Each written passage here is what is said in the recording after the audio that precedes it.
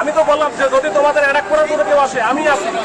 2024 সালে কোটা সংস্কার আন্দোলনের সময় অতিরিক্ত পুলিশ সুপার হিসেবে দায়িত্ব পালনকালে বর্তমান ডিসি মাসুদ শিক্ষার্থীদের নিরাপত্তা দেওয়ার প্রতিশ্রুতি দিয়ে ব্যাপক প্রশংসা অর্জন করেছিলেন। সে সময় তার একটি বক্তব্য ভাইরাল হয়েছিল, যদি কেউ তোমাদের দিকে আসে আগে আমাকে পার হতে হবে। যদি তোমাদের অ্যাটাক করার জন্য কেউ আসে আমি আছি, আগে আমাকে মারতে হবে তারপর যাইতে হবে। তবে সাম্প্রতিক সময়ে এবার তিনি ভিন্ন কারণে সমালোচনার মুখোমুখি হয়েছেন। শেখ হাসিনার রায়কে কেন্দ্র করে ধানমন্ডি 32 নম্বর এলাকায় ছাত্র জনতার সঙ্গে পুলিশের সংঘর্ষের সময় ডিসি মাসুদ আলমের একটি ফোন আলাপের ভিডিও সামাজিক যোগাযোগ মাধ্যমে ছড়িয়ে পড়ে।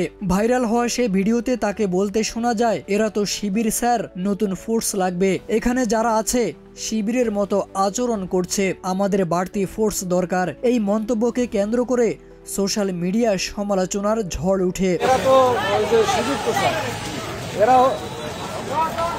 এরা স্যার ওই যে আমাদের নতুন কিছু ফোর্স মনে লাগবে স্যার। এর আগেও বিভিন্ন ঘটনায় এই পুলিশ কর্মকর্তা আলোচনায় এসেছেন। ইন্টারকন্টিনেন্টাল হোটেলের সামনে বুয়েট শিক্ষার্থীদের আন্দোলনের সময় এক শিক্ষার্থীর মুখ চেপে ধরার ছবি ছড়িয়ে পড়লে তাকে কেন্দ্র করে সমালোচনা তৈরি হয়। রাজনৈতিক অস্থিরতার মুহূর্তে দ্রুত ঘটনাস্থলে গিয়ে পরিস্থিতি নিয়ন্ত্রণে নেওয়ার জন্য তিনি একাধিকবার আলোচনায় ছিলেন। এমনকি গত মে মাসে আওয়ামী লীগের বিরুদ্ধে গণহত্যার অভিযোগে এক আন্দোলনের দিন ডিসি মাসুদে খেলার জার্সি পরা অবস্থাতেই মাঠ থেকে সরাসরি ঘটনাস্থলে পৌঁছান, যা সামাজিক মাধ্যমে ব্যাপক আলোচনার জন্ম দেয়।